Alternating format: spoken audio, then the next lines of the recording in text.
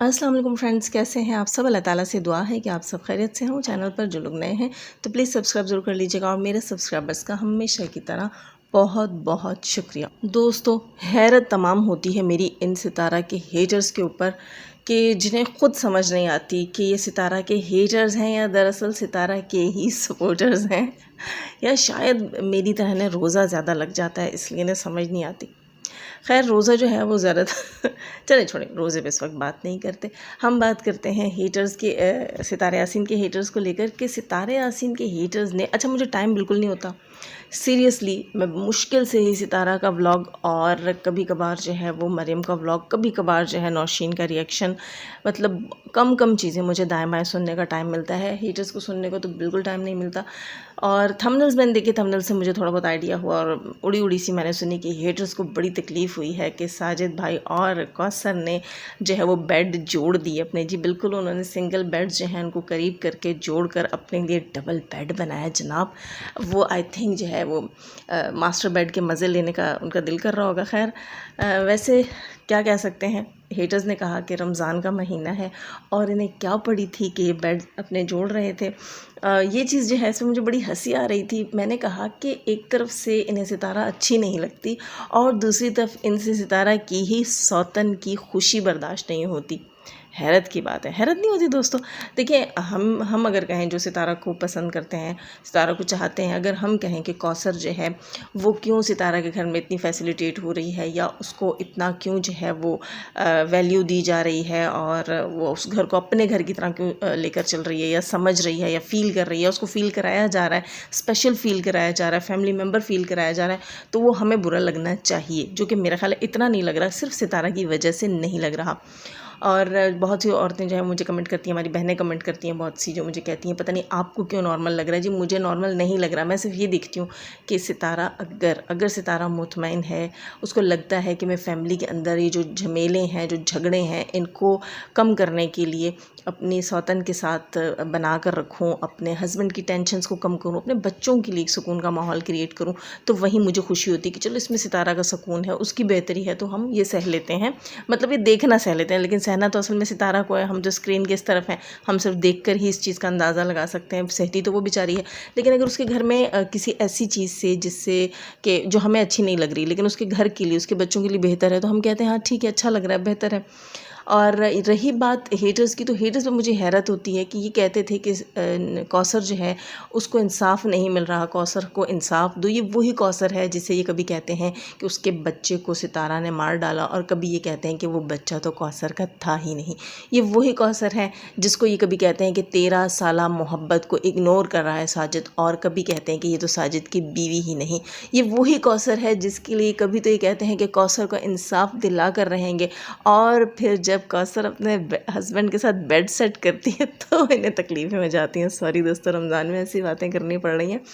Haters का कहना ये था कि इन्हें रमज़ान में क्या पड़ी अपने बेड्स जोड़ने की। जी वो आपसे पूछ कर जोड़ेंगे, और अगर जोड़ेंगे भी तो अपना गंदे जहन से कभी कुछ अच्छा भी सोच लिया करें। ज़रूरी नहीं है कि बस जहन में गंद ही आए, लेकिन हस्बैंड वाइफ का जो रिलेशन है दोस्तों, उसके लिए भी अगर ये कुछ गंदा सोच रहे हैं तो हैरत हो रही है कि हलाल के बारे में भी गंदा सोच रहे हैं। लेकिन दोस्तों, जो गंद होता है उसमें गंद ही होता है, फिर गंद ही गंद होता है, और क्या कह सकती हूँ। अच्छा, यहाँ थोड़ी सी बात मैं करूँगी नीनू के हस्बैंड से रिलेटेड कि नीनू का जो बोल्ड शूट वाली बात थी उसको लेकर मैंने सुना, मैंने जो है पर्सनली खुद से जाकर शाहरुख का वो रिएक्शन नहीं देखा कुरान उठाने वाला। उसके पिछले 2 रिएक्शन मैंने देखे, मुझे वहाँ कहीं भी सीन नज़र नहीं आया कुरान वाला, शायद मेरी नज़र से नहीं गुजरा होगा कि कुरान मजीद फुरकान हमीद जो है उसको यूज़ किया गया गवाही के तौर पर। शाहरुख ने कुरान उठाया, ये मुझे लोगों ने बताया कि शाहरुख ने कुरान उठाया है और उसमें शाहरुख ने ये कुरान को हाथ में लेकर शाहरुख ने ये कहा कि भाई मेरी बीवी ने कोई बोल्ड शूट नहीं करवाया। तो फर्स्ट ऑफ ऑल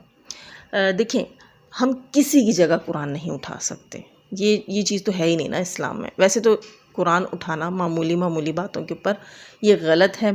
कुरान सिर्फ तब उठाया जा सकता है, कुरान उठाने की इजाज़त कहाँ है, जहाँ आपको बहुत बड़ी गवाही देनी हो, वो भी ज़िंदगी और मौत का मसला हो, ज़िंदगी और मौत का मसला हो। यहाँ पर आपसे किसने गवाही मांगी? आपकी माँ ने या नीनू की माँ ने या नीनू के भाइयों ने? किसी ने भी आपसे गवाही मांगी थी कि आप जो है वो गवाही दें कि नीनू ने बोल्ड शूट करवाया या नहीं करवाया? और पहली बात तो है ना कि कुरान के ऊपर कसम का तो जो है वो इजाज़त ही नहीं है इस्लाम के अंदर, और अगर कोई उठाता है तो वो ज़िंदगी और मौत का मामला होता है, वो गवाही दी जाती है। बड़े बड़े जो वो कहते हैं ना अदालत में केस है, और या अल्लाह ना करे किसी से कोई बहुत बड़ा कांड हो गया, किसी की ज़िंदगी को ख़तरा है, तो इस तरह की चीज़ों में गवाहियों के तौर पर आप कुरान पे हाथ उठा सकते हैं। हर जो है वो कहती होती है ना मरीम इच्ची बिच्ची, तो वो इच्ची बिच्ची के लिए कुरान पर हाथ उठाना आप लोगों ने मजाक समझा हुआ है। ये चीज़ मुझे बिल्कुल अच्छी नहीं लगी शाहरुख अजमल की कि उन्होंने कुरान पर हाथ रखा। आप लोगों ने क्यों मजाक बनाया हुआ? आप लोगों का खाना पीना सोना वॉशरूम जीना मरना सब कुछ वाइटी है, सब कुछ वाइटी है, सब कुछ। तो मेरा ख्याल आप वाइटी की कसम खा लेते तो ज़्यादा अच्छा था, कुरान को क्यों बीच में लेकर आए। और एक अहम बात मैं यहाँ ये कहूँगी कि ऐसी कसम होती ही नहीं है, क्योंकि कुरान की कसम या कोई भी कसम जो है वो इंसान अपने लिए ख़ुद खा सकता है। वो कहते हैं ना किसी दूसरे की जगह आप कसम नहीं खा सकते कि ये काम हुआ ही नहीं है, ये काम इम्पॉसिबल है, ठीक है। तो वो जो शाहरुख ने कसम खाई नीनू की जगह, वो होती ही नहीं है, बनती ही नहीं, क्योंकि बोल्ड शूट की जो कहानी है उसका जो सच और झूठ है वो नीनू से रिलेटेड है, उसके हस्बैंड से रिलेटेड नहीं है कि वो आके उसकी जगह कस्में खा रहे हैं। यहाँ जो है बहुत बड़ा गुनाह किया है नीनू के हस्बैंड ने, बहुत बड़ा गुनाह किया है। इसका कफ़ारा मालूम करना चाहिए उनको। रमज़ान करीम में इतने बड़े बड़े कांड, नीनू मुझे तुमसे ये उम्मीद नहीं थी, क्योंकि अभी देखो पिछले दिनों मैंने सुना तुम कुरान की कोई तफसीर की क्लासेस, कोई दौर की क्लासेस, और कोई जो है वो रमज़ान के लिए कोई स्पेशल ट्रांसमिशन तुम किसी चैनल के लिए कर रही थी, और उसके बाद आकर एक मामूली सी बात के ऊपर पहले तो खुद आकर बता दिया कि बोल्ड शूट। देखो किसी और ने मेरे ख्याल बात नहीं की थी, नीनू ने यहाँ खुद बात की थी दोस्तों बोल्ड शूट की, फिर उसकी खुद ही सफाइयाँ भी दे दी, और फिर उसके लिए इतनी बड़ी गवाही में इतना बड़ा कांड कर दिया जो करना ही नहीं चाहिए। पहली बात अगर इंतहाई जो है ना मरने वाली नौबत होती तो भी ये गवाही बनती थी नीनू की तरफ से, उसके हस्बैंड की तरफ से नहीं बनती थी। और दूसरी चीज़ ये है कि ये जो है रमज़ान के महीने में और इस किस्म की ये चीज़ करना और दूसरे की जगह कुरान उठाना बिल्कुल गलत है। इसका बहुत बड़ा कफ़ारा बनता है जो कि नीनू को अदा करना चाहिए, अपने हस्बैंड को बोलकर अदा करना चाहिए। अच्छा, इसने कुछ खाना बनाकर बांटा, लोगों ने शायद इसको कहा मेरा ख्याल है कि कफ़ारा दो, इसलिए शायद इसने खाना बांटा, मुझे नहीं मालूम इसने क्यों खाना बांटा। एक चीज़ मैं कहूँगी, शायद मैंने थंबनेल पे लगाया भी है कि नीनू जो है वो उसके हाथ में बरकत नहीं है। वो मैं इसलिए कहा कि नीनू ने अच्छा खासा चिकन जो है वो बॉयल किया। वैसे नीनू एक चीज़ मैं बता दूँ, चिकन को बॉयल करने की नीड नहीं होती। पता नहीं कैसा आपने कौरमा बनाया, शायद नीनू को कुकिंग नहीं आती दोस्तों। ये जो है वो दम का कीमा, इनके घर एक मोहतरमा आई थी, वो दम का कीमा बना रही थी। प्लीज़ नाराज़ मत होइएगा अगर वो सुन रही होंगी। तो दम का कीमा जो है उसमें भी कीमे को बॉयल नहीं करना पड़ता, उन्होंने भी अच्छा खासा पानी ठोक दिया था कीमे में। ये मशीन का कीमा होता है, इसमें पानी डालने की ज़रूरत नहीं होती। दम का मतलब ये होता है वो अपने दम में गल जाता है, उसमें सारे मसाले खड़े डाल के उसको दम दे दिया जाता है, और फिर वो अच्छे से गल जाए तो भून लिया जाता है। मसाले आपकी मर्ज़ी के होते हैं, लेकिन वहाँ पर भी पानी ठोक दिया गया था। और अब जब ये चिकन पता नहीं कढ़ाई या कोरमा कुछ बना रही थी, आखिर में उन्होंने दही में ऐड करके मसाला ऐड कर दिया। तो अच्छा, दही में ऐड भी कर रही थी तो ऐसे चम्मच मार रही थी जैसे कुछ तोड़ रही हूँ, मुझे समझ नहीं आ रही थी कि दही में मसाला फेंटने के लिए क्या चटाख लगी हुई हैं। और उसके अलावा चिकन इन्होंने बॉयल कर दिया था, उस पर मुझे हैरत हुई कि चिकन तो भाई आप प्याज के साथ ही डाल देते हैं, प्याज हल्का सा गोल्डन होता है, चिकन डाल देते हैं, बाकी चीज़ें डालते करते स्टीम देते, चिकन एंड तक गल जाता है। खैर जो भी इसने बनाया, उसके बाद ये इतना थोड़े से इसके शॉपर्स थे, कह रही थी मुझसे जितना हो पाया या मैंने जितना बनाया वो इतना ही था। तो मुझे हैरत हुई, मैंने बरकत का क्यों कहा। बरकत डालने वाला अल्लाह की ज़ात है, मैं कौन होती हूँ किसी के खाने का ऐसे कहने वाली, उसमें बरकत नहीं है। अल्लाह ताला हम सबके दस्तरखानों पर अपनी रहमतें नेमतें और बरकतें नाज़िल फरमाए। मैं सबके लिए कहूँगी, तमाम दुनिया के लिए कहूँगी, मैं किसी मज़हब को बीच में नहीं लेकर आऊँगी। अल्लाह सबके, न मैं हेटर सपोर्टर को बीच में लाऊँगी। अल्लाह ताला सबके दस्तरखानों को भरा पूरा रखे यार। जो हालात चल रहे हैं दुनिया के, उस लिहाज से में सबके लिए दुआ करनी चाहिए। लेकिन यहाँ मैं बात कर रही थी कि यहाँ मैं रिलेट कर रही थी नीनू की सऊदीया वाली जो खाला है इंसाफ बीबी, उनसे, कि वो मोहतरमा पिछले दिनों मैंने कहा ना कि जाकर खा रही हैं, फ्री का खा रही हैं, तो उनको भी चाहिए कि जाकर जो है वो मस्जिद नबवी में लोगों को इफ्तार बांटें। वो दे सकती हैं भाई, लैंडलॉर्ड हस्बैंड की वाइफ है, वो रंगीन मिजाज हस्बैंड की वाइफ है। अच्छा, फिर उन्होंने वही किया। वेरी नेक्स्ट डे जो है उन्होंने कहा कि मैंने 50 लोगों में खाना बनाकर बांटा, खाना बनाकर बांटा। और मुझे हंसी आ रही थी कि 1.5 से 2 किलो चावल बने हैं दोस्तों, क्योंकि हम पकाते हैं, हमें मालूम है, और त्योहारों पर, बड़े दिनों पर हमें अक्सर घर में कुकिंग करनी पड़ जाती है। तो वो 1.5 से 2 किलो से ज़्यादा चावल नहीं थे जिनकी उन्होंने, मोहतरमा ने बिरयानी बनाई थी। क्योंकि उनके चमचे के जो चमचा वो यूज़ कर रही थी खाना बनाते हुए, तो उससे ही पता चल रहा था कि वो कितने किलो की बिरयानी है, कितना बड़ा पतीला है और कितने किलो की बिरयानी बन रही। तो वो 1.5 से 2 किलो बमुश्किल 2 किलो भी पूरे नहीं थे। और उस अल्लाह की बंदी ने 50 लोगों में बांट दिया।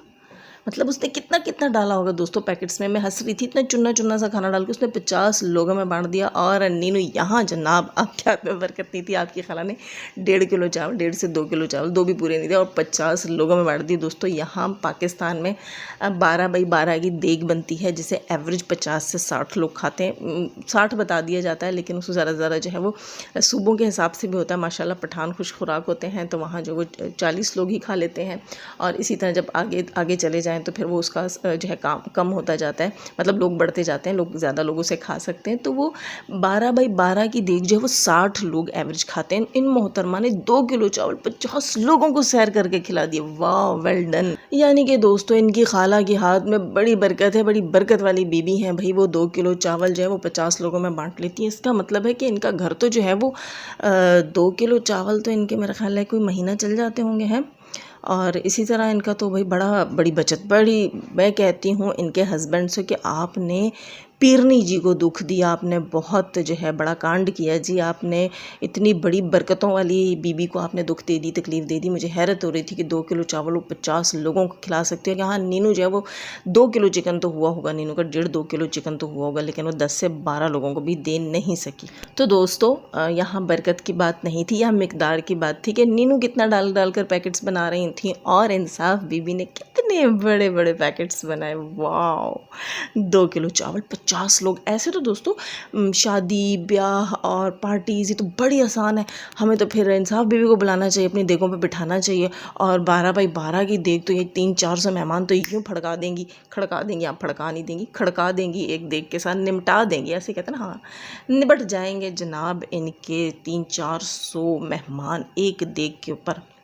भाई बड़ी पहुंची हुई पीरनी, बड़ी पहुंची। आपको जवाब नहीं, मैं आपको मान गई इंसाफ बीबी। खैर दोस्तों, लाइक कीजिएगा, लाइक करके जाइएगा। लाइक में कंजूसी शुरू कर दी आप लोगों ने। रमज़ान में नए हैं तो सब्सक्राइब कीजिएगा। जाने से पहले हमेशा की तरह दुआ, अल्लाह ताला हमें आसानियाँ अता फरमाए, आसानियाँ बांटने की तौफीक अता फरमाए, और शैतान से मर्दों और औरतों से रखे हमें, हमारे चैनल्स, हमारे पैनल्स, हमारी फैमिली, हमारी कंट्री को महफूज। आमीन सुमा आमीन। अपना बहुत सारा ख्याल रखिएगा, अपनी दुआ में मुझे भी याद रखिएगा। अल्लाह हाफ़िज़।